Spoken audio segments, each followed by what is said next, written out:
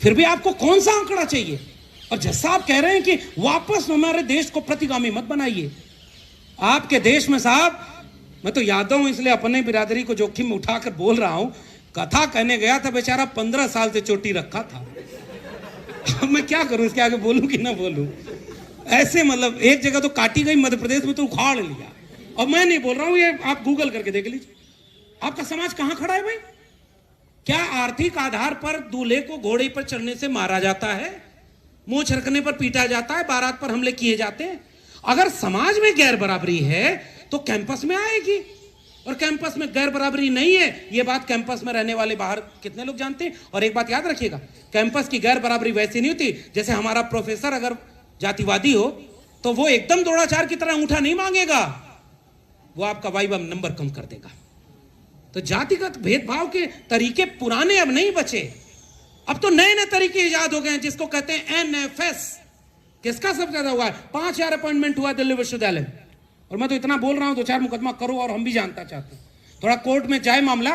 5000 में से 2500 अनरिजर्व होगा, 10% ईडब्ल्यूएस को भी मान लीजिए हटा दीजिए तो 40% हुआ। 2000 अपॉइंटमेंट यूआर कैटेगरी पर, ईडब्ल्यूएस में तो चलो वही लोग आएंगे, 40% तो ओपन फॉर ऑल है। एक अपॉइंटमेंट बता दो जिसमें SC ST OBC का आपने वहां अपॉइंटमेंट किया हो। अपवाद में कोई अपना चहेता अपने तरफ का होगा, किसी वजह से कर लिया होगा, 1 आध 2 4 मिल जाएंगे, ऐसा अपवाद अमूमन होता नहीं। और जब से अब विश्व गुरु बनने का संकल्प लिया है देश ने, तब उसके बाद तो कभी नहीं होता। तो 40% रिजर्वेशन किसके लिए?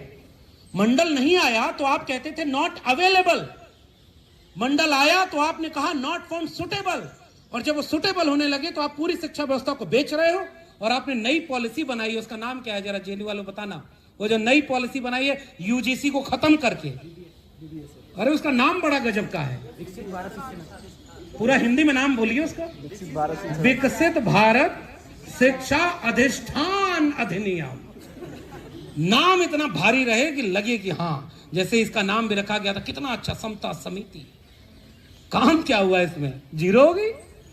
2 महीने बाद, हालांकि सरकार के गेट में है पाला, 2 महीने बाद फिर उनको जवाब देना है।